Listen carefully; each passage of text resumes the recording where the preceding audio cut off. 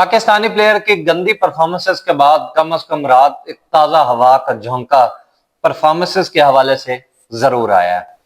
IL टी20 के अंदर desert wiper की तरफ से 3 पाकिस्तानी प्लेयर खेल रहे थे, फखर जमान, हसन नवाज और नसीम शाह, और इनकी परफॉर्मेंसेस कोई काबिल जिक्र नहीं थी। और खासकर फखर जमान का बल्ला इंतहाई खामोश था और कहीं भी किसी भी इनिंग के अंदर उन्होंने मैच विनिंग कोई एक परफॉर्मेंस नहीं दी।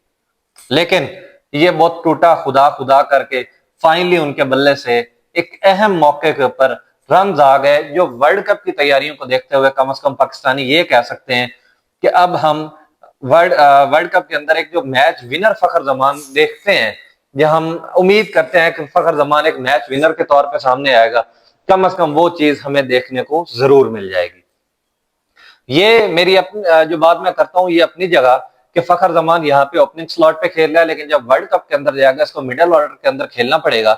ये एक चीज नेगेटिव जरूर है, लेकिन कम से कम वर्ल्ड कप से पहले जिस लीग के अंदर वो खेल रहे थे, जिस तरह का प्रेशर एक उनके ऊपर बिल्ड हो गया था कि उनके बल्ले से रन नहीं आ रहे थे, ये वर्ल्ड कप की कैंपेन के अंदर भी ये एक चीज प्रॉब्लम क्रिएट कर सकती थी।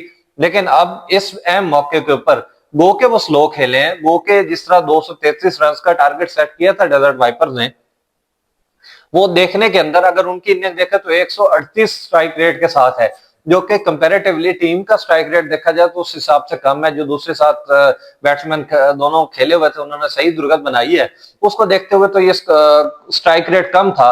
लेकिन वर्ल्ड कप की तैयारियों को देखते हुए जिस तरह फखर जमान का बल्ला खामोश हुआ था, उसको देखते हुए ये बड़ा अच्छा स्कोर था और उनको कम से कम कुछ ना कुछ कॉन्फिडेंस मिला जरूर होगा।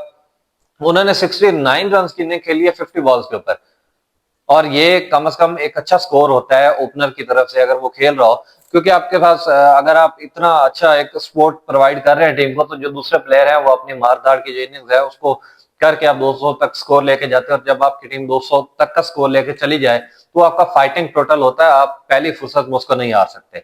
रात पाकिस्तानी 4 प्लेयर खेल रहे थे आईएल टी20 के अंदर, और चारों की परफॉर्मेंसेस कम से कम कुछ खुश आइंद जरूर थी। फखर जमान के बल्ले से रन आ गए, जो एक मेन मसला था। नसीम शाह ने बड़ी खूबसूरत बॉलिंग की है, उनको सिर्फ 1 विकेट मिली है। आप जब 200 प्लस रन का टारगेट डिफेंड कर रहे होते हैं और उस डिफेंड करते हुए अगर आपकी इकोनॉमी 5 है या उससे कम है, तो इसका मतलब है आपने बॉलिंग अच्छी करने में कोई कसर नहीं छोड़ी। 1 विकेट मिली है कोई मसला नहीं है, लेकिन कम से कम वो जो बॉलिंग उनकी थी वो नपी तुली थी, और इसी तरह की ही कंडीशन मिलती जुलती श्रीलंका के अंदर मिलनी है, और वहां पे इनकी जो परफॉर्मेंसेस होगी वो कम से कम पाकिस्तान को कहीं ना कहीं सपोर्ट जरूर करेंगी। उसके अलावा हसन नवाज खेल रहे थे। हसन नवाज की इससे लास्ट मैच जो डेजर्ट वाइपर्स का था उसके अंदर उनकी परफॉर्मेंस अच्छी थी और उन्होंने 2-3 छक्के भी लगाए थे, लेकिन ये वाला मैच कुछ ज्यादा अच्छा उनके लिए रहा नहीं, और सिर्फ एक कैच लिया, बल्कि अच्छा ना रहने वाली तो बात ही नहीं थी। उनकी बैटिंग ही नहीं आई तो उसको हम डिस्कस ज्यादा कर नहीं सकते। हाँ, एक मेन हेडलाइन जिसको हम शायद बात करना भूल जाते हैं, उस्मान तारिक। पाकिस्तानी सिलेक्शन कमेटी के मुझे नहीं समझ लगती कि क्या सोच के सिलेक्शन कर रहे होते हैं। वर्ल्ड कप से पहले जो सीरीज हुई उसके अंदर ये उस्मान तारिक को लेके आ गए साउथ अफ्रीका के खिलाफ, सुफियान मुकीम को बाहर कर दिया। अब सुफियान मुकीम बीबीएल के अंदर गया तो वहां पे उसने तबाही फेर दिया। ये उस्मान तारिक इधर आईएल टी20 के अंदर आया तो उसने यहाँ पे 3 विकेट निकाल ली है। बात करने का मकसद ये है कि पाकिस्तानी सिलेक्शन कमेटी का ना तो कोई वीएन है ना कुछ है, लेकिन जो पाकिस्तानी प्लेयर्स हैं वो इतने इस टाइम परफॉर्म करने लग गए हैं। खासकर बॉलिंग डिपार्टमेंट की बात कर रहा हूँ तो यहाँ पे पाकिस्तान के लिए कंफ्यूजन जरूर है।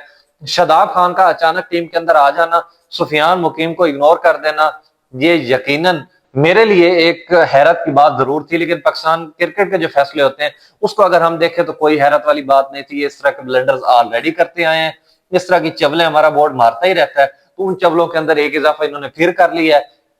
और फिर वो कम से कम जब इस तरह के फैसले होते हैं फिर एम एस शहजाद की तनकीद भी समझ में आती है कि चलो ठीक है, जिस तरह के इनके फैसले हैं उस तरह की तनकीद करने वाला भी एक बैठा होता है, तो इस तरह का निजाम चल रहा होता है। तो अब देखते हैं कि ये वाले परफॉर्मेंसेज जो आईएल टी20 के अंदर इनको थोड़ा सा कॉन्फिडेंस मिला है, क्या ये वर्ल्ड कप के अंदर रेप्लिकेट कर पाते हैं या नहीं, ये इस सवाल का जवाब तो हमें मिलेगा वर्ल्ड कप के अंदर।